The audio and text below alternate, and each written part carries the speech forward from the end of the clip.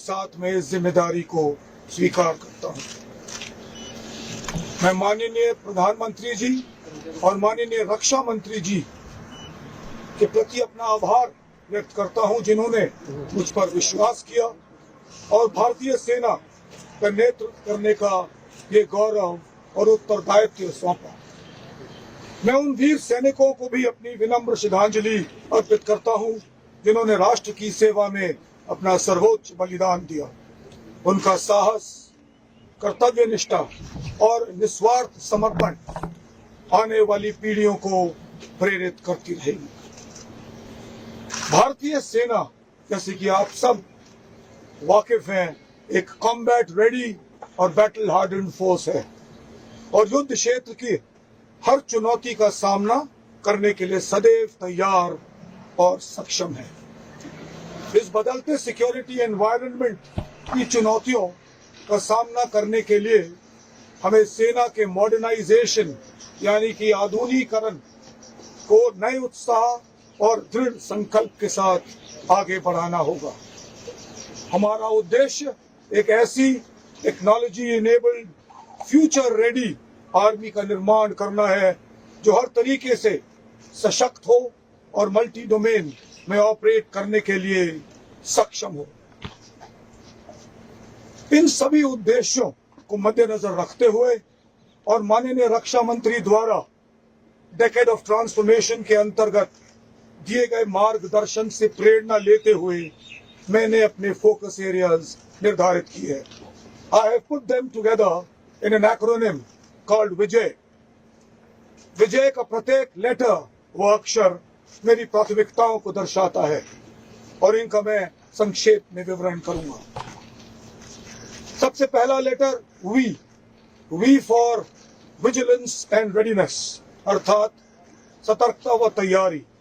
हम अपनी सीमाओं और उभरते खतरों के प्रति निरंतर सतर्कता बरकरार रखेंगे और राष्ट्र सुरक्षा के समक्ष किसी भी चुनौती का प्रभावी ढंग से सामना करने के लिए उच्च स्तर की ऑपरेशनल रेडीनेस बनाए रखेंगे। I for innovation and transformation, यानी कि नवाचार तथा परिवर्तन। My focus will be to innovate both in doctrine and technological solutions. नवाचार हमारी सोच, कार्य प्रणाली और क्षमता विकास का अभिन्न अंग होगा। इसके अतिरिक्त बदलते युद्ध क्षेत्र के अनुसार जरूरी ट्रांसफॉर्मेशंस को भी अंजाम दिया जाएगा। J for jointness and integration, यानी कि संयुक्ता और एकीकरण।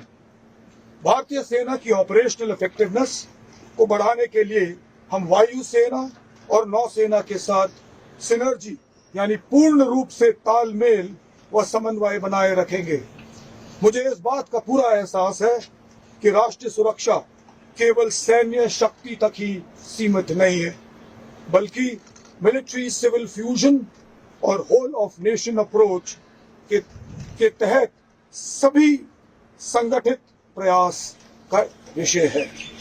ये इंटीग्रेटेड अप्रोच हमें नेशन बिल्डिंग में भी सहभागी बनाएगा और विकसित भारत 2047 के लक्ष्य की ओर अग्रसर करेगा। ए फॉर आत्मनिर्भरता, स्वदेशी क्षमताओं तथा देश में विकसित टेक्नोलॉजीज की मदद से हम एक सेल्फ रिलायंट सेना बनाएंगे। The overall aim will be to win our wars with indigenous solutions. स्वदेशी समाधानों से युद्ध में विजय।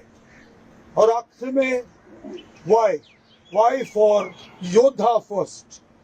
मेरी परिभाषा में एक अग्निवीर से लेकर सबसे वरिष्ठ वेटरन तक सब योद्धा है और ये योद्धा हमारी सेना की सबसे बड़ी ताकत है।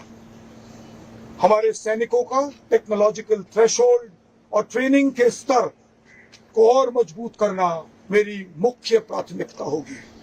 हमारे वेटरन्स और वीर नारियां हमारे सैन्य परिवार के अभिन्न अंग हैं और उनका वेलफेयर, एम्पावरमेंट और प्रोफेशनल ग्रोथ मेरे लिए अत्यंत महत्वपूर्ण रहेगी।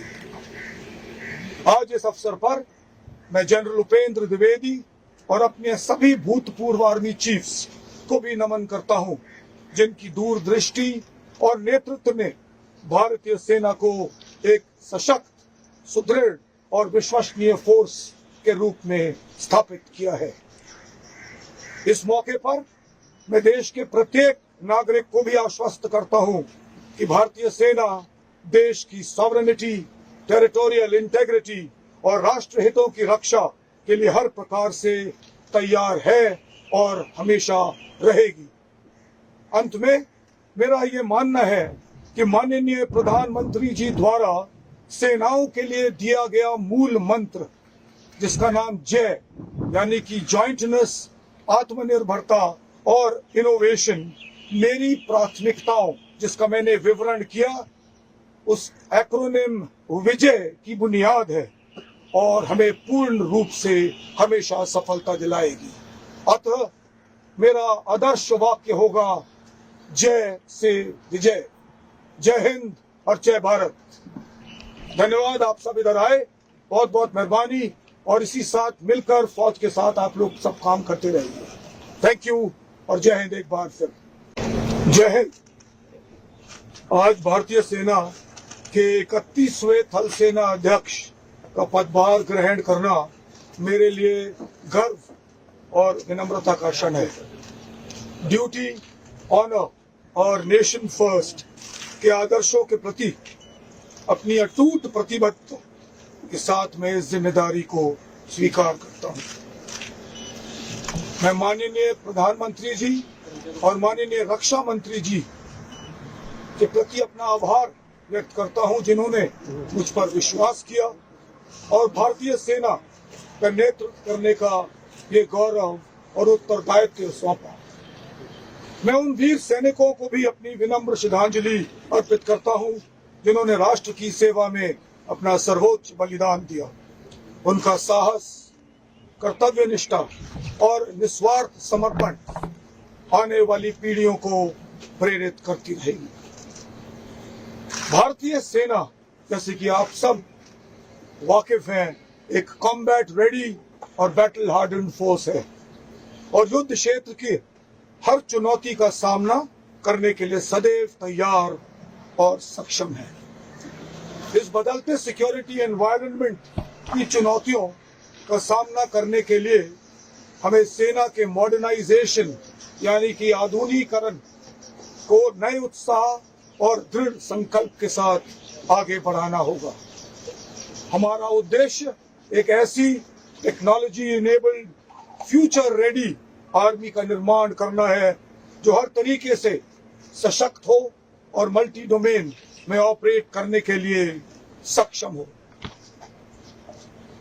इन सभी उद्देश्यों को मद्देनजर रखते हुए और माननीय रक्षा मंत्री द्वारा डेकेड ऑफ ट्रांसफॉर्मेशन के अंतर्गत दिए गए मार्गदर्शन से प्रेरणा लेते हुए मैंने अपने फोकस एरियाज निर्धारित किए हैं। I have put them together in an acronym called विजय। विजय का प्रत्येक लेटर व अक्षर मेरी प्राथमिकताओं को दर्शाता है और इनका मैं संक्षेप में विवरण करूंगा। सबसे पहला letter V for vigilance and readiness, अर्थात सतर्कता व तैयारी। हम अपनी सीमाओं और उभरते खतरों के प्रति निरंतर सतर्कता बरकरार रखेंगे और राष्ट्र सुरक्षा के समक्ष किसी भी चुनौती का प्रभावी ढंग से सामना करने के लिए उच्च स्तर की ऑपरेशनल रेडीनेस बनाए रखेंगे।